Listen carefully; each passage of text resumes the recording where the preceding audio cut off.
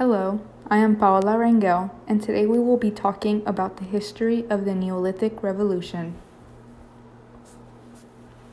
Technology is advancing every single day. Everything is changing from the ways cars turn on, the ways phones charge, and even the ways people find food. Food is something people need to survive, so it was crucial for people in 10,000 BC to come up with a way to feed their families. Back then, they stuck to hunting animals and would also eat things like fruits and nuts. Hunting animals back then is similar to hunting today because people still go out and hunt animals for meals.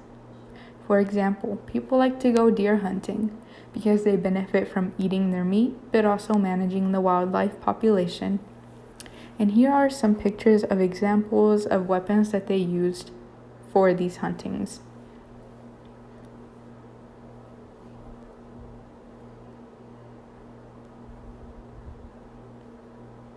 The only thing that would be different is how they would kill the deer.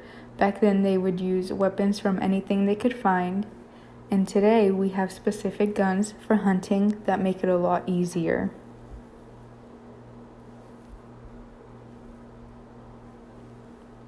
Hunting and gathering were simply the only ways people knew how to get food. A question many people have had was, why did they start to farm? A lot of pieces of information and studies are from archaeologists, and they narrowed all their answers and said it was for their own satisfaction, which is completely reasonable. They get to work and they gain from it by having different types of foods to eat, trade, and sell. They also included that the Neolithic had a major impact on their economic growth. That is where we see the trading and selling come in.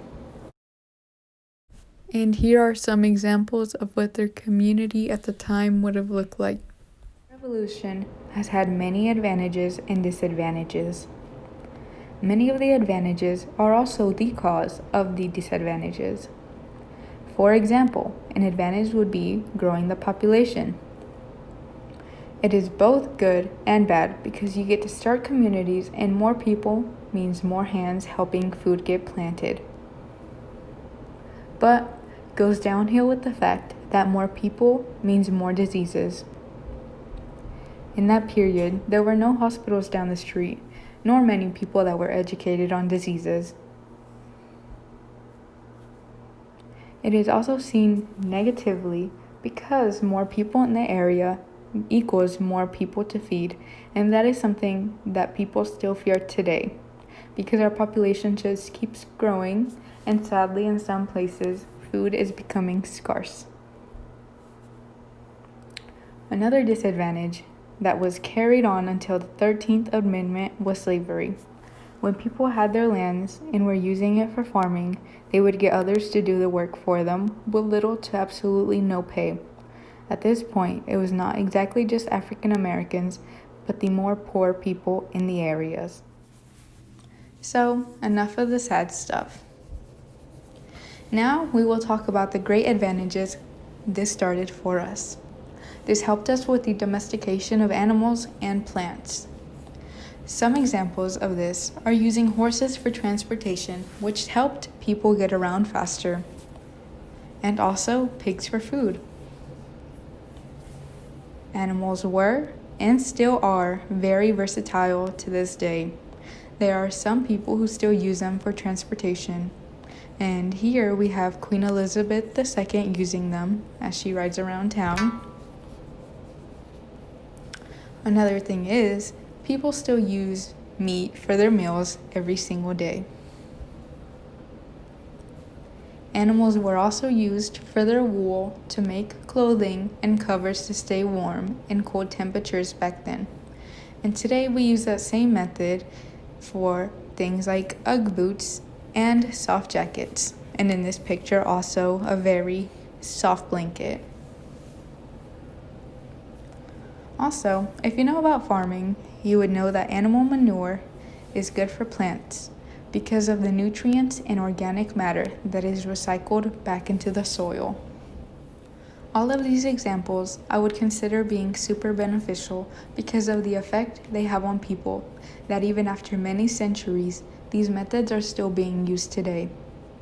We would think that right after the Neolithic Revolution, many continents would pick up on it and continue it. But Australia was one of the continents that continued hunting and gathering until way later in the 18th century.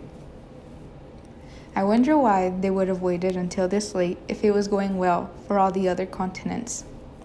It might have been because of where they are located, since they are on their own, and for foreigners to get there, it would have to be by boat, and at that time, transportation was very limited, only using horses, mules, and camels. This spread quickly, and thankfully it did, so we can have our yummy beans, wheats, and rices that we have today.